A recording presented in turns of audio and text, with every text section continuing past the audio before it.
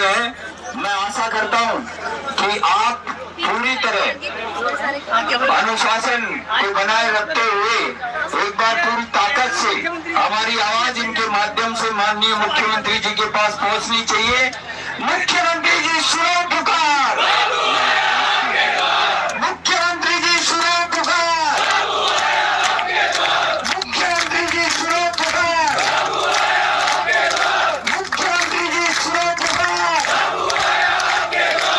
बहुत बहुत धन्यवाद। मैं राज सिंह जी से निवेदन करूंगा कि आदरणीय भाई साहब का माल्यार्पण कर स्वागत करें। आप सभी से निवेदन करते हैं अपने स्थान पर बुला दें।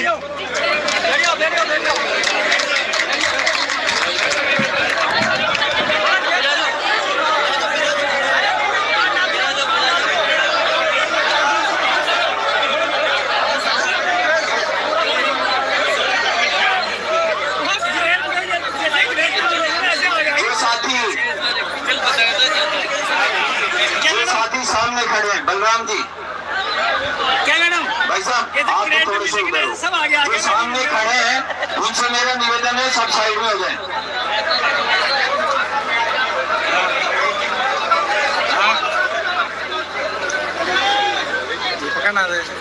आदरणीय भाई साहब, आप राजस्थान सरकार के एकमात्र ऐसे कैबिनेट मंत्री हैं जो इस आंदोलन में आज दूसरी बार आपकी उपस्थिति लोगों के सामने शाम को हमारी संध्याकालीन आरती के समय देख रहे हैं और आप हमारे बीच उपस्थित हैं।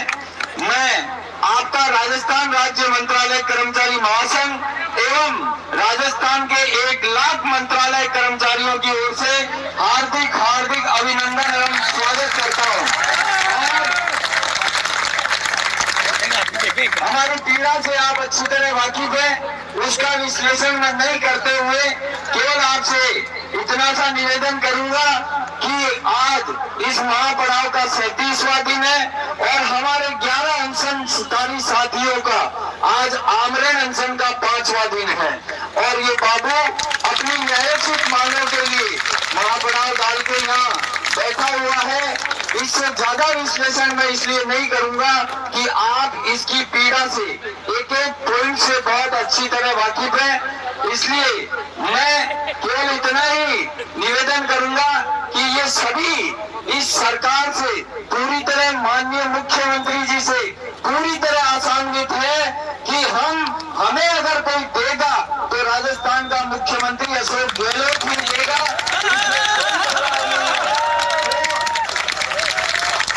उसका भी एक बहुत बड़ा कारण है भाई साहब और वो कारण ये है जो पिछली सरकार थी उसने हमसे छीना ही है, दिया नहीं है, इसलिए आपसे अपेक्षाएं और ज्यादा हो जाती है और हम तो ज्यादा अपेक्षा भी नहीं कर रहे, केवल ये कह रहे हैं कि जो हमारे समान साथी हैं उनके समान हमें कर दीजिए और आशा ही नहीं अपितु पूर्ण विश्वास और दृढ़ संकल्प है कि हमें माननीय मुख्यमंत्री जी अब की बार जो हमारे समकक्ष है उसके समान पहुंचा ही देंगे। और अब मैं ज्यादा समय नहीं लेते हुए आपसे निवेदन करूंगा कि आप हम सबको आशीर्वाद प्रदान करें। भैया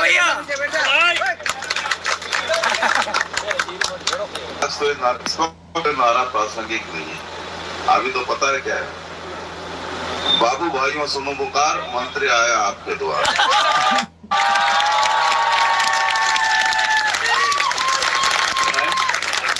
मैं आपके द्वार आया हूँ। मेरा सरकारी कर्मचारियों से बहुत जुड़ाव। मेरे पिताजी भले केंद्र सरकार के थे, सरकारी कर्मचारी, और आप में से शायद किसी को पता हो, मैं नहीं जानता। जब मैं यूनिवर्सिटी प्रेसिडेंट बना था मैं भी टेलीफोन ऑपरेटर और सरकारी नौकरी में था। ये जो MI रोड पे GPO के सामने टेलीफोन एक्सचेंज है इसमें नौकरी करता था और नौकरी करता करता ही यूनिवर्सिटी प्रेसिडेंट बन गया। तो मेरी खुद की शुरुआत जिंदगी की वो सरकारी कर्मचारी के रूप में।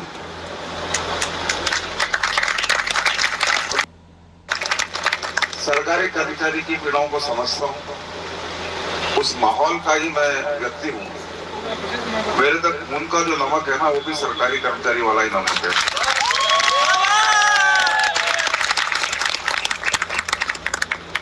मैं आपकी बातों को भी समझता हूं, लेकिन चूंकि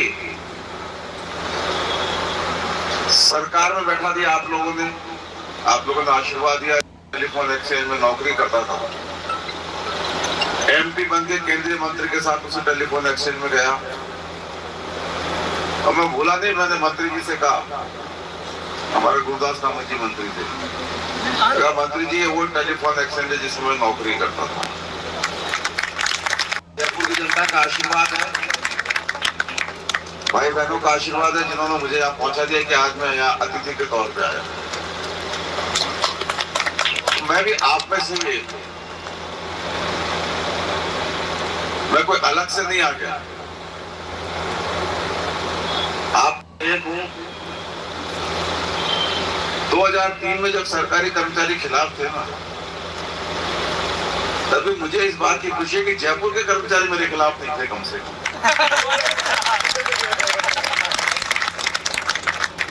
बोले क्या हुआ, आधे कर्मचारी बाहर के थे और आधे जयपुर के थे, नौकरी से ड्यूटी से हिसाब से लगाई थी, तो जयपुर के कर्मचारियों ने मेरा विरोध नहीं किया। जो बाहर से आए थे उन्होंने विरोध कर दिया, क्योंकि वो मुझे तब जानते नहीं थे, और मैं 700 वोट से चुनाव हार गया। कहना चाहता हूं कि जयपुर के कर्मचारियों का और उसके बाद पूरे राजस्थान के कर्मचारियों का, यहाँ शायद कोई लोग बैठे हों, मैं नहीं जानता, जब मैं एमपी था, विद्यार्थी मित्रों का हड़ताल था, मैंने उनसे पूछा भाई क्या चाहते हो, तब मैं बिना मुख्यमंत्री जी के कान में डाल के हड़ताल तोड़वा देता था। साहब मैं वहां जा रहा हूं और मैं वहां जाके हड़ताल तोड़वा दूं, तो फिर आपको मेरी बात रखती है। 1500 रुपए के उनके मानदेय बढ़ाने की डिमांड थी। अगर यहाँ संतोष विजय जी हों, पहले उस दिन थे यहाँ, वो उसमें शामिल थे।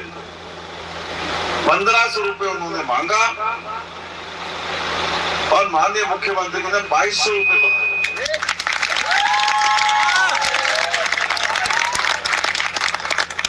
जो हो सकता है, मैं सच बोलने में बहुत ज्यादा यकीन करता हूँ। धीरे धीरे सच के प्रति मेरा आग्रह और ज्यादा उम्र के साथ साथ बढ़ता जा रहा है। बात कड़वी हो, मुझे कोई ये कहता है कि आप बुरे आदमी हैं तो मेरे को बुरा नहीं लगता, लेकिन कोई मेरे को ये कहना कि आप झूठे हो तो बहुत बुरा लगता है, क्योंकि मैं कोशिश करता हूँ कि मैं झूठ नहीं बोलूं। तो माननीय मुख्यमंत्री जी की जगह शायद आप होते तो इतनी जल्दी फैसला नहीं कर पाते। देखिए क्या होता है कि कर्मचारी संवर्गों की जो समस्याएं होती है, जो मांग होती है, वो सब एक दूसरे से जुड़ी होती है। एक संवर्ग की डिमांड मानी जाती है तो दूसरा संवर्ग की अपेक्षा करने लगता है। आप अपनी जगह सही हो, मैं आपको गलत नहीं कहता, लेकिन सरकार का अपनी जगह सही है। कई बार मामला आप कुछ करना चाहते हो, घर में ले लो, भले आप घर में कोई बच्चे की स्थिति में, कोई गार्जियन की स्थिति में, जो गार्जियन की स्थिति में उनको इस बात का आभास है कि बच्चों के लिए जितना करना चाहते हैं उतना कर नहीं पाते, लेकिन फिर भी गार्जियन के प्रति बच्चों का विश्वास और गार्जियन का बच्चों के प्रति प्यार वही बना रहता है। मुख्यमंत्री जी मेरे नहीं, आज सबके भी गार्जियन है, मेरे भी गार्जियन, और जब वो ये बात कहते हैं कि मैं, आप लोग मांगते मांगते थक जाओगे, मैं देता देता नहीं थकूंगा। हवा महल से एमएलए, आप में से बहुत सारे साथी हवा महल से, जब मैं 2018 में चुनाव जीता, एक कॉलेज नहीं था हवा महल में, एक कॉलेज राजगीर। इस साल अभी जब जुलाई में सेशन चालू हो जाए, कितने कॉलेज हो जाएंगे? 5। गणगौरी अस्पताल 350 बेड का था, 600 बेड का हो जाएगा। सैटेलाइट अस्पताल मिल जाएगा। जो पूरे प्रदेश की जो स्थिति, चाहे हम चिरंजीवी स्वास्थ्य बीमा योजना की बात करें, दूसरी योजनाओं की बात करें, ओपीएस मैंने पिछली बार भी कहा था जब मैं आया था ब्लड डोनेशन के टाइम आपके बीच में, ओपीएस किसने मांगा भी था? मुख्यमंत्री जी से। शायद मांगने की हमको ऐसा लगता था कि हम मांगेंगे तो पता नहीं मुख्यमंत्री जी क्या सोचेंगे कि यार प्रैक्टिकल बात कर रहे हैं। लेकिन उस सपने को, सपना सबका तक ये था यार, जो पहले सिस्टम था ओल्ड पेंशन स्कीम का, उसमें पूरे जीवन की सुरक्षा होती है, वो सब पर लागू कर्मचारियों पर मुख्यमंत्री जी ने दिया। मैं कहना चाहता हूं मुख्यमंत्री जी, आपके खिलाफ हो नहीं सकता। मुख्यमंत्री को ये एक व्यक्ति नहीं होता, मुख्यमंत्री एक संस्था होती है, और संस्था कभी किसी एक व्यक्ति के आधार पर नहीं चलती। मुख्यमंत्री जी एक संस्था, मुख्यमंत्री एक संस्था है, उनके इर्द गिर्द काम करने वालों का पूरा नेटवर्क बनता चला जाता है। सेक्रेटरी होते हैं, चीफ सेक्रेटरी होते हैं, नीचे नीचे, और आप उनके वर्किंग हैं। जो सरकारी कर्मचारी जो होते हैं ना, तो किसी भी सरकार के मुख्यमंत्री के वर्किंग एंड होते हैं। आपके बिना काम नहीं चल सकता। आपके बिना क्या परेशानी हो रही है मैं समझ सकता हूँ। जब मेरी कॉन्स्टिट्यूएंसी का या मेरे और कोई आदमी मेरे पास काम करी आता, मुझे कहना पड़ता भाई हड़ताल चल रही है, काम रुके हुए हैं। आपके महत्व को मैं स्वीकार करता हूँ बहुत मन से। आपकी जिम्मेदारी बहुत महत्वपूर्ण है। आपके बिना हमारा भी काम नहीं चलता। मैं ब्लड डोनेशन के टाइम भी आया, आज मुझे पता चला कि आपके आमरण अनशन में इतने दिन हो गए हैं, मुझे चिंता हुई। मैंने खुद आपके नेताओं को टेलीफोन किया, भाई मैं आना चाहता हूं।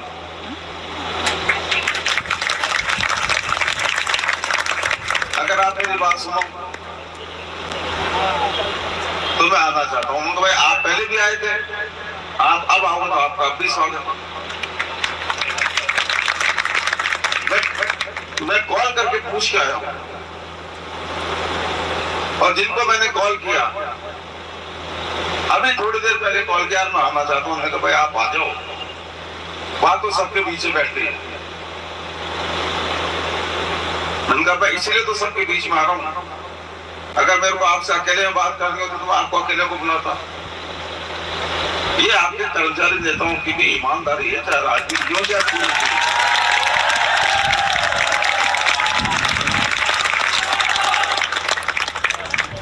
मैं सबका नाम नहीं ले रहा, लेकिन उनकी भी ईमानदारी है कि उनका सब फैसला जो होगा वो फैसला सबके बीच में। और मुझे अच्छा लगा, आपके मेरे कोई लड़ाई तो है नहीं। आप मेरी जायदाद नहीं छीन रहे, मैं आपकी नहीं छीन रहा। आप मेरा पद नहीं छीन रहे, मैं आपका नहीं छीन रहा। और संवाद लोकतंत्र में सबसे बड़ी ताकत होती है, संवाद बना रहना चाहिए। संवाद बना रहता है तो समस्या का समाधान नहीं होता, और संवाद ही टूट जाए तो भगवान ही मालिक है। तो आज मैं आपके बीच में एक दो बातें कहने आया हूं। एक तो आपसे विनती करने आया हूं कि आमरण अनशन जो है ना, आप क्रमिक अनशन जारी रखें, मुझे कोई ऐतराज नहीं, लेकिन आमरण, क्योंकि हमारे एक भाई की एक बहन जो भी आमरण अनशन बैठे हैं, कौन बैठे मुझे नहीं पता, उनकी भी जिंदगी उतनी महत्वपूर्ण है। चाहे कोई एक हो, चाहे 10 हो, चाहे 100 हो, उन सबकी जिंदगी भी उतनी महत्वपूर्ण है जितनी मेरी जिंदगी महत्वपूर्ण है।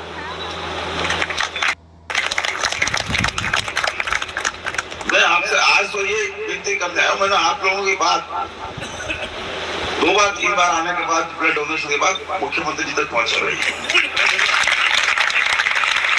आज के डेलीगेशन को मैंने सीएम में मिलवाया भी था। भाई आप जाके अपनी बात तो कह के संवाद तो बने। और अभी भी आया तो मैं बताऊं चाहे नहीं बताऊं, मुख्यमंत्री जी तक बात पहुंच गई कि भाई महेश जोशी बन गया है। जो आदमी मुख्यमंत्री बनता है उनको इन सब बातों का ध्यान रखना पड़ता है। और अभी तक मेरे पास उनका ये मैसेज नहीं आया कि भाई तेरे को जाने की जरूरत नहीं है। अगर उनका मैसेज आ जाता तो मेरे को सोचना पड़ता कि मैं आऊं नहीं आऊंगा। उनका मैसेज नहीं है, इसका मतलब वो भी आपके प्रति उतने ही भावुक और संवेदनशील है जितना मैं। तो मैं आज आपसे जो 11 भाई जो बैठे हैं आमरण पे, मेरी आपसे विनती है बड़े भाई होने के नाते। अब क्या है, मेरी उम्र इतनी हो गई कि मैं जितने भी सरकारी कर्मचारी अधिकारी हैं सब मेरे से छोटे ही हैं। मैं तो सीनियर सिटीजन हूँ, इसलिए कह रहा हूँ कि ये सब मेरे से छोटे भाई हैं मेरे। इनसे राजनीति में आपसे विनती करता हूँ, आमरण अनशन कम से कम, मौसम भी ठीक नहीं है, अनशन आपका जारी रखें। मैं अपने प्रयास जारी रखे हुए हूँ, आप अपना आंदोलन भी जारी रखें, मैं इसको भी तो खत्म करवाने नहीं है। लेकिन इस आमरण अनशन से इतनी वेदना हो रही है मेरे को, जैसे मैं खुद ही आमरण अनशन में बैठा हूँ। मैं आपकी बात मैं उम्मीद करता हूँ कि एक दो दिन आपके बीच में फिर से आऊंगा और कोई सकारात्मक संदेश लेके आऊंगा, ऐसा मुझे भगवान पे विश्वास है। क्योंकि अभी तक मैंने कर्मचारियों के मामले में जहां भी हाथ डाला, जब मैं एमपी था तब से लेके अब तक, मुझे कभी मुख्यमंत्री जी ने निराश नहीं। तो मेरे को उम्मीद है कि मैं 1 दिन 2 दिन 3 दिन में आपके बीच में वापस आऊंगा।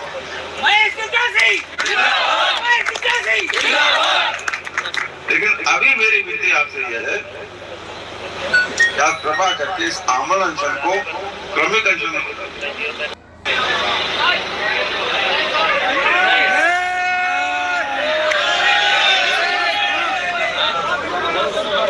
देखिए, ये जान ऐसी चीज है,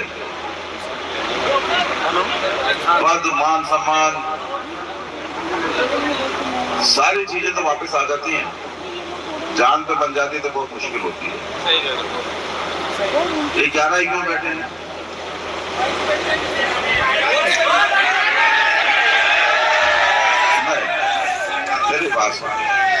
मेरी बात सुन, आप सारे अनशन पे है ना, आप सारे अनशन पे है ना, 11 को भी आप अनशन पे रखिए, मना नहीं कर। मैं सिर्फ आमरण शब्द पाना चाहता हूँ। मैं ये नहीं कह रहा हूँ आपका आंदोलन खत्म कर दो इनको, आमरण, मैं सिर्फ आमरण शब्द पाना चाहता हूँ, क्योंकि सबकी जिंदगी, आप सबकी भी जो आमरण शब्द बैठे उनकी भी, मेरी सबकी जिंदगी की समान कीमत है, किसी की कम ज्यादा नहीं है जिंदगी की कीमत, क्योंकि एक ऐसी चीज है जन्म और मरण, इस पर किसी का जोर नहीं है उसके अलावा। तो हम कोई बात, जो चीज हमारे हाथ में नहीं उसको दौड़ पर नहीं लाते। मैं इतना सा आपसे विनती करना चाहता हूं, और मुझे विश्वास है कि 2-3 दिन में कोई ना कोई फैसला आपका ऐसा निकलेगा जो आपको भी मान्य होगा और सरकार को भी मान्य होगा, जितना जल्दी हो सके। लगातार आप देख रहे हैं मुख्यमंत्री जी बाहर रहे हैं, लगातार जयपुर में नहीं रह पा रहे, तो मैं आपके बीच में इसलिए आया हूं कि इस आमरण अनशन, इस अनशन को तो जारी रखें, आमरण शब्द को हटाओ। आप सारे लोग अनशन पे हैं, जो भी अध्यक्ष इनको भी अनशन पे रखें, 11 लोग। ये मेरी आपसे विनती है राजवीर जी, सबसे विनती है कमलेश जी, इस बात को आप स्वीकार करें। ये मौसम ऐसा नहीं होता ना, इतना गर्मी में निकालिए तो फिर भी मैं कहता चलो 1-2 दिन और देख लो, लेकिन मेरी विनती है कि इसको भी आप इसमें इंतजार नहीं करें। मुझे भी मुख्यमंत्री जी को यह कहने का अधिकार रहेगा कि मैं उनके बीच में गया, बिना किसी भूमिका के, बिना किसी बात के गया, उन्होंने मेरी बात को माना। तो मेरा भी आपसे पुरजोर आग्रह है कि आप ऐसा रास्ता निकालें जो उनको और आपको सबको माने। फैसला आपका।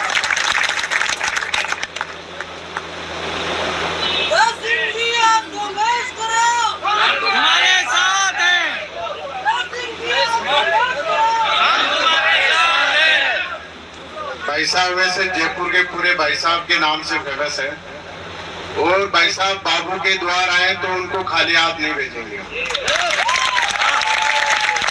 और भाई साहब हमें उम्मीद भी है, पूरे मंत्रालय कर्मचारी, अभी तो शाम हो गई, लेकिन पीछे तक पूरे कर्मचारी जितने अंदर बैठते हैं उतने रोड पे पूरे घूमते हुए मिलेंगे आपको। और हम आप पे पूरा विश्वास है कि जब आप कह रहे हो कि मैंने जहां भी आपने हाथ डाला खाली हाथ नहीं आए, तो हम यही चाहेंगे कि बाबू का मान सम्मान वो बिल्कुल बरकरार रहे।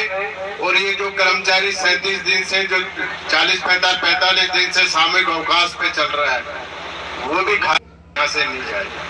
बस आपसे यही निवेदन है,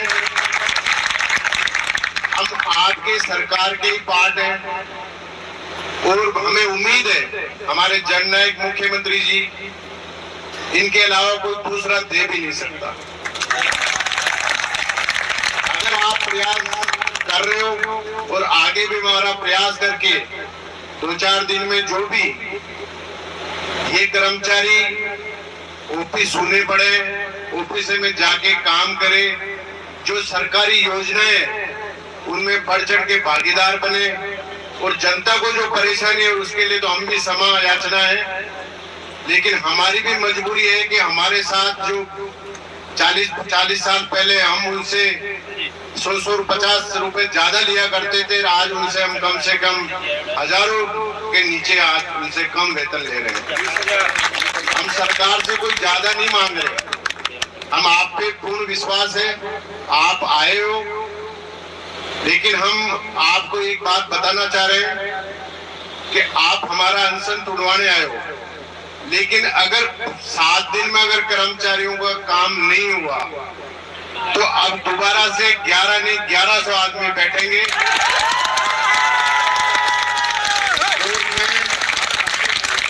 दोनों जगह अखिल अरोड़ा सर से भी बात हुई थी और कुलदीप रांका सर से भी बात हुई थी।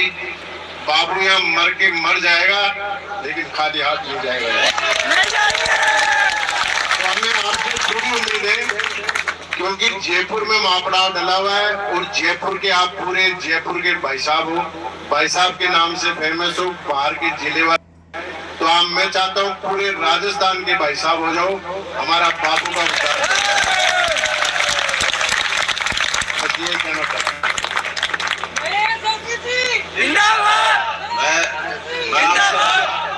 आप सबका आभारी हूँ।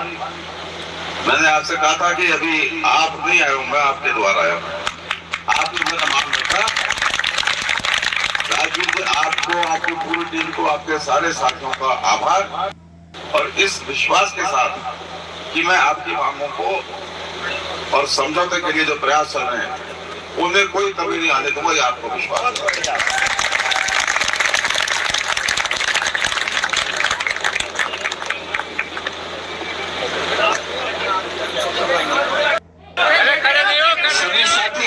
सभी साथी अपने स्थान पे शांति से बैठे रहे, शांति से बैठे रहे सभी साथी।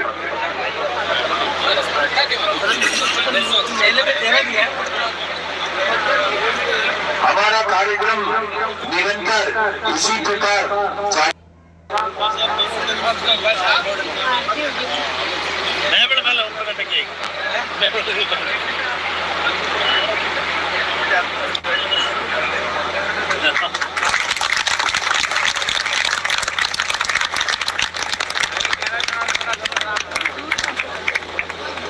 सबके नाम लेके धन्यवाद सिंह जी,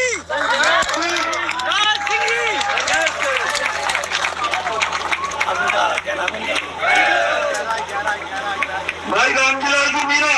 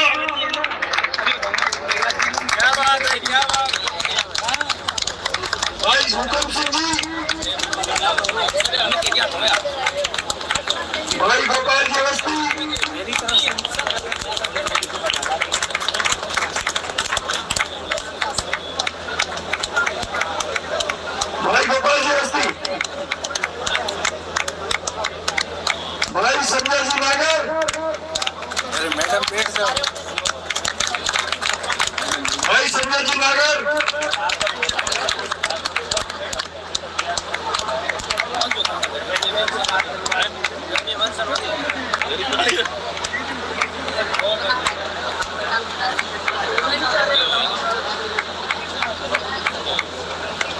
भाई संजय जी नागर और भाई मेघनाथ सिंह चौधरी।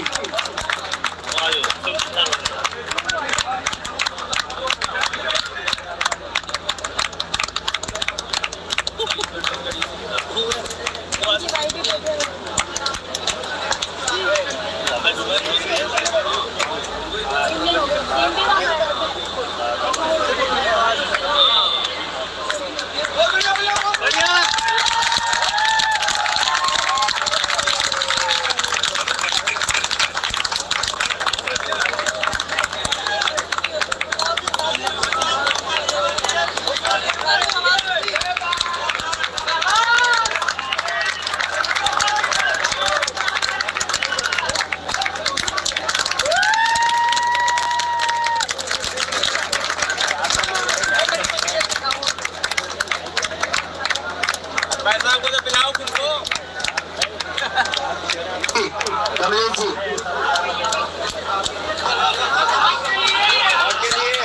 एक बार जोरदार तालियां हमारे सारे मैदान वाले उनको मेरी सर्विस के लिए एक बार जोरदार तालियां भाई महेश जी जोशी के लिए और इनको नवाब ज्ञापित करते हैं रविशंकर जी शर्मा और हरिशंकर जी शर्मा कोषाध्यक्ष जयपुर शहर कांग्रेस का जो भाई साहब के साथ बना रहे हैं।